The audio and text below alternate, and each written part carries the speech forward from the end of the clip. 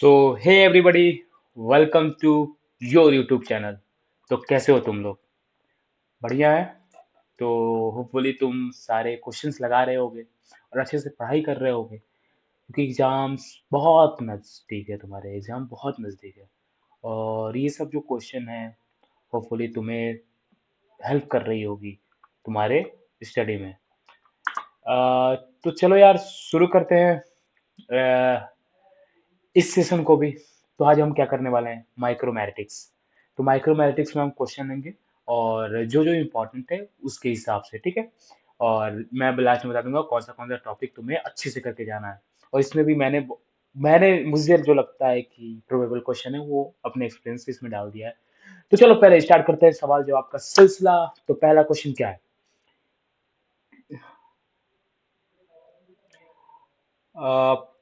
Particle size is classified as which type of property in micromeritics? First है derive property, fundamental property, secondary property, deformation property. देखो, पहला पता होना चाहिए कि फंडामेंटल प्रॉपर्टीज में क्या क्या आते हैं। जैसे कि फंडामेंटल प्रॉपर्टीज में ये लिख लो कि particle size, distribution, particle number, particle volume, particle shape, surface area. And derive property में porosity, yes, density, bulkness, flow property. तो ये चीजें तुम्हारे दिमाग में होनी चाहिए। इसका आंसर हो जाएगा इसका yes is the B, fundamental property. कि इसका एक्सप्लेनेशन है, particle size is a fundamental property because many secondary properties such as surface area, flow and distribution depend on it. मतलब फंडामेंटल प्रॉपर्टी क्या है? अगर वो प्रॉपर्टी जिसपे और सारी प्रॉपर्टी जो है डिराइव प्रॉपर्टी उस पे डिपेंड हो, ठीक है। नेक्स्ट क्वेश्चन है, तुम्हारे स्क्रीन पे दिख रहा होगा कि equivalent spherical diameter is defined as the diameter of a sphere having the same mass, volume, surface area, all of the above। तो इक्विवेलेंट स्फेरिकल डायमीटर क्या होता है? Spherical diameter, equivalent spherical diameter होता है वो स्क्वायर। इक्विवेलेंट स्फेरिकल डायमीटर है, उसको कैसे डिफाइन करेंगे? As a diameter of a sphere having the same mass, volume, surface area. अगर इक्विवेलेंट है तो उसमें सब कुछ सेम होगा। The answer is the equivalent diameter depend on the matter used and may be based on volume, surface area और projected area। Question 3 पे आते हैं। Which method give number distribution of particle size? तो देखो, A is saving। saving क्या है? saving तुमको particle size के बारे में बताता है, ठीक है। ये डिस्ट्रीब्यूशन ऑफ पार्टिकल बताया, पूछा है। और बी है सेडिमेंटेशन, ये भी पार्टिकल साइज के बारे में बताता है। सी माइक्रोस्कोपी और डी एयर परमिटिविटी। और एयर परमिटिविटी जो होता है वो सरफेस एरिया है। तो C is microscopy. Microscope particle size, particle number बताता है ना कितने पार्टिकल है, उसको जूम करके दे सकते हैं। तो पार्टिकल, इसका आंसर हो जाएगा C, microscopy. Microscopy direct direct counting of individual particle, hence provide number distribution. देखो, ये क्वेश्चन मैं बोल रहा हूँ कि इसमें से आ सकता है, पिछले बार भी हमारे साथ हुआ था कि जैसे एससीएम दिया था, टीएम दिया था, कोल्टर काउंटर दिया था, ये सब चीजें दे दिया था और बोला था कि अरेंज करो। arrange this in ascending order of their particle size determination, ऐसा particle size determination। तो तो मैं हम लोग किए थे।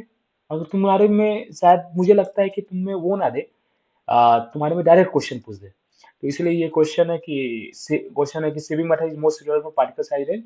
ए है 0.1 से 1 माइक्रोमीटर, बी है 1 से 10 माइक्रोमीटर, डी है इज 10 से 1000 माइक्रोमीटर, और डी है बिलो 0.5। तो इसका आंसर क्या हो जाएगा? Yes, it is C, 10 to 10 से 10,000 ये हो जाएगा, ठीक है। 10 से 10,000 माइक्रोमीटर, सी इज सही है।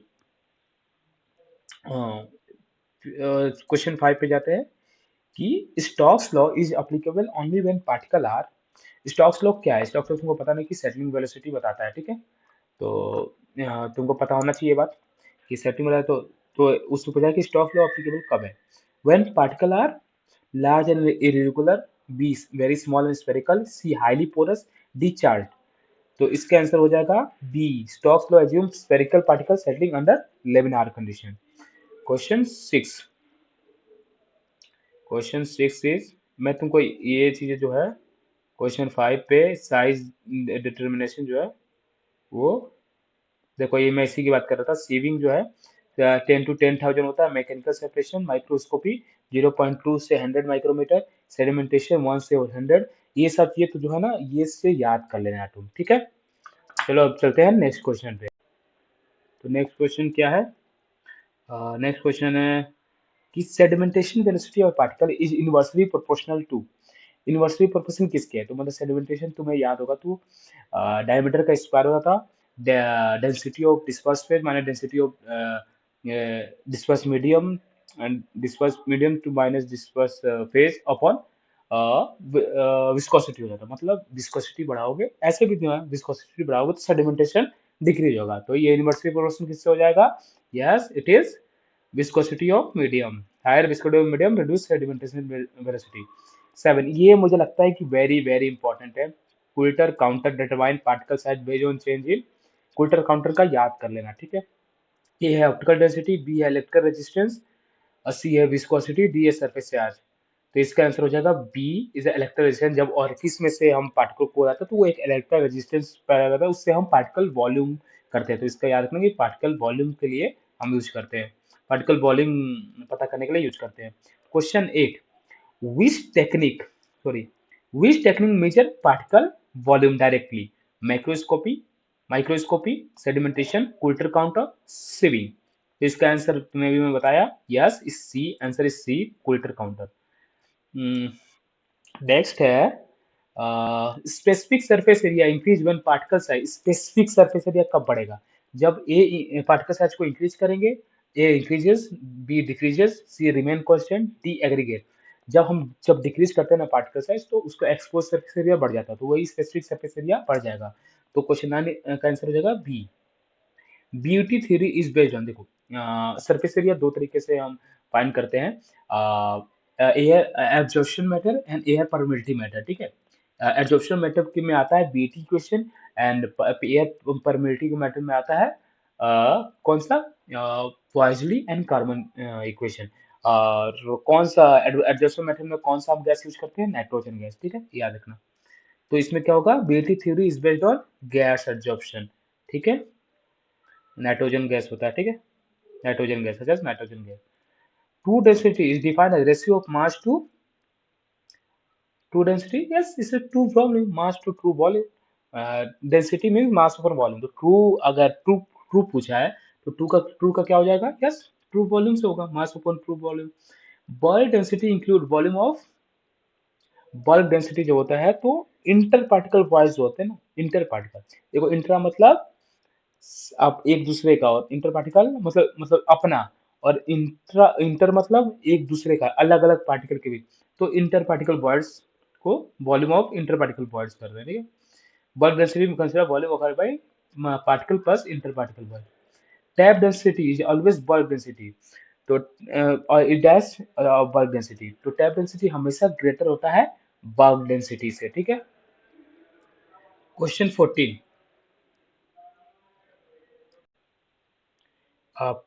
Porosity is express as. Porosity कैसे एक्सप्रेस किया जाता है? Bulk volume upon true volume, void volume अपन बल्क वॉल्यूम, ट्रू वॉल्यूम अपन वॉइड वॉल्यूम, टैप वॉल्यूम अपन बल्क वॉल्यूम। तो वॉइड वॉल्यूम अपन बल्क वॉल्यूम, वॉइड का क्या होता है? वॉइड वॉल्यूम में और क्या होता है? Bulk volume minus true volume. Void volume को ही कहते हैं bulk minus minus true volume. तो इसका आंसर हो जाएगा बी, ठीक है। Porosity represent fraction of void space in powder bed. Closest packing arrangement of sphere show porosity of about. देखो दो तरह का अरेंजमेंट होते हैं, उनमें दो तरह का मैं ये जान लो कि क्या क्या होता है, कि क्लोजेस्ट और रोमवेंट्रल पैकिंग। तो उसमें कितने परसेंट होता है पोरोसिटी? 26% पोरोसिटी। और ओपन लूजेस्ट क्यूबिक पैकिंग, उसमें कितना होता है? Open loosest cubic packing packing is 48% porosity. तो इसमें क्या पूरा क्लोजेस्ट पैकिंग, मतलब इसका आंसर हो जाएगा A 26%। Okay, loosest packing arrangement is, चलो बताओ, अभी मैंने बताया तुमको। Loosest packing arrangement is A cubic, B rhombohedral, and C hexagonal, D orthorhombic. इस answer is A cubic. Cubic packing maximum body space. अब देखो ये फ्लो प्रॉपर्टीज से तुम पक्का इस बार देखना, दो क्वेश्चन तो पक्के हैं। Angle of repose is measure of particle size, surface area, powder flow, density. Yes ये सब पार्ट ऑफ फ्लो। और एंगल ऑफ रिपोज कितना होना चाहिए? 25 से कम होना चाहिए। एक्सीलेंट होगा 25 to 30, इट्स गुड। 20 से हुआ है मतलब पुअर स्टार्ट होता है, वेरी पुअर। 40 से आगे वेरी पुअर पुअर हो जाता है। तो ये याद रखना है। 10 inverse H open R. height of file, that is of file. Angle of flow less than 30 indicate poor flow, passable flow, good to excellent flow, very poor flow means good to excellent flow. Yes, question rating का C. Car compressibility index is calculated from car compressibility, ये भी बहुत important है, बहुत है। पिछली बार पूछा था 12 से 16 में क्या होता है कार में, तो उसका गुड होता है less than 12 is excellent, good, then ऐसी, बट जितना आगे बढ़ोगे उतना पुअर हो जाएगा। कोहेसिवनेस को बताता है ये, ठीक है, कोहेसिवनेस को बताता है। तो cars complete index calculated from it's a bulk upon tap density, answer is divided from bulk upon, इसका मीन्स होता है बल्क माइनस टैप अपन बल्क डेंसिटी है इसका, अ, ये क्या है इसका फॉर्मूला है। और उसके बाद कार्स इंडेक्स वैल्यू अबव 25, मैंने बताया ना कैसे जैसे बढ़ेगा आगे वैसे इसका पुअर फ्लो हो जाएगा, means C, high current indicate poor flow and high cohesiveness. Question 21, Hausner ratio is the ratio of, Hausner ratio किसका रेशियो है, bulk density to tap density to bulk density, true density to bulk density, porosity to density. तो इसका क्या होगा, tap density to bulk density, yes correct, tap density to bulk density. Question 21 का B. Question 22, अब यहाँ पूछा hostel ratio greater then 1/0, मतलब देखो जब भी 1 से कम रहेगा हॉस्टल रेशियो इज एक्सीलेंट, 1 से 1.5 पुअरनेस बढ़ जाता है, 1.5 के बाद वेरी वेरी पुअर, ठीक है। तो Hausner ratio greater than 1.6 indicate excellent flow, good flow, possible flow, very poor flow, it's a very poor flow, ठीक है। Higher Hausner ratio suggest poor flow behaviour. 23, which factor improve powder flow, powder flow कौन सा factor improve करेगा, A है irregular shape, B है high moisture content, C है spherical shape, D है electrostatic charge. तुमको बोले कि स्पेरिकल स्पेरिकल शेप अगर रहता है तो उसका फ्लो बढ़ जाता है कंपेयर टू इरेगुलर फ्लो, तो इसलिए इसका आंसर हो जाएगा C, spherical charge, spherical shape. particular reduce interparticular friction, increase in moisture content generally result in, moisture content increase करोगे तो जनरली क्या रिजल्ट होगा, A is improve flow, B no effect reduce flow, and D is higher density. Moisture content बढ़ा दोगे तो moisture content अगर बढ़ाए तो क्या हो जाएगा आंसर, रिड्यूस फ्लो, मॉइस्चर मतलब कोहेसिवनेस आ जाएगी वाटर के मॉलिक्यूल में और इसके, तो वो फ्लो प्रॉपर्टी को कम कर देगा, moisture increase cohesion and reduce flow.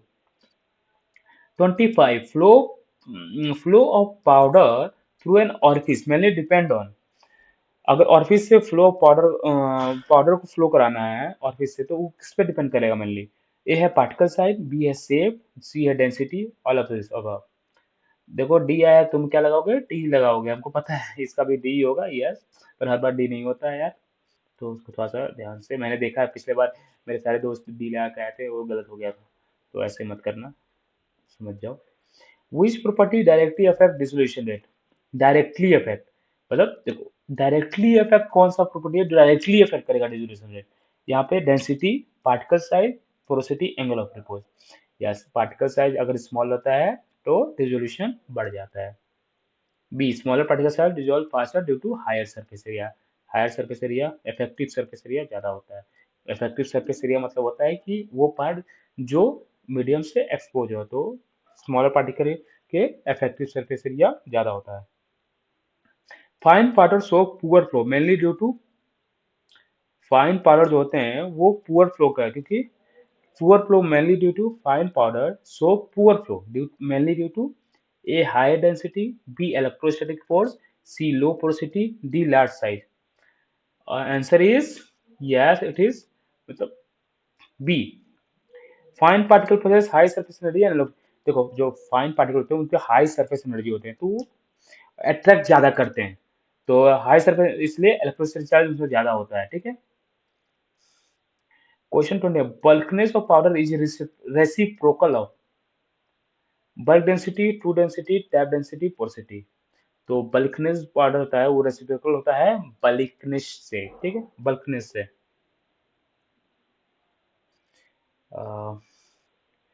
29, question 29, which property is most critical during tablet dying filling, tablet dying filling का कौन सा प्रॉपर्टी बहुत क्रिटिकल होता है? True density, particle size, powder flow, surface area. बताओ इसका आंसर क्या होगा? चलो फिर आंसर देखते हैं इसका। सब लगा दिए होगे। It's C, powder flow. Powder flow, देखो पाउडर का फ्लो अच्छा नहीं होगा तो डाई फिलिंग अच्छी नहीं होगी। Uniform die filling require good powder flow. Particle size reduction generally cause decrease in dissolution, decrease in surface area, increase in dissolution, no effect. इसका आंसर बहुत इजी है और इसके इजी आते भी हैं। तो increase in dissolution, answer is C. ठीक है। और ये मैंने तुमको बताया था कि ये सब चीजें कर लेना कि देखो इसमें बहुत इंपॉर्टेंट है ये particle size determination, neat summary table, exam oriented है, ये लास्ट समय में देख कर जाना। ठीक है। Feret Martin and projected diameter are measure, उसमें क्या करते हैं थिकनेस मेजर नहीं कर पाते हैं मैक्रोस्कोपिक में।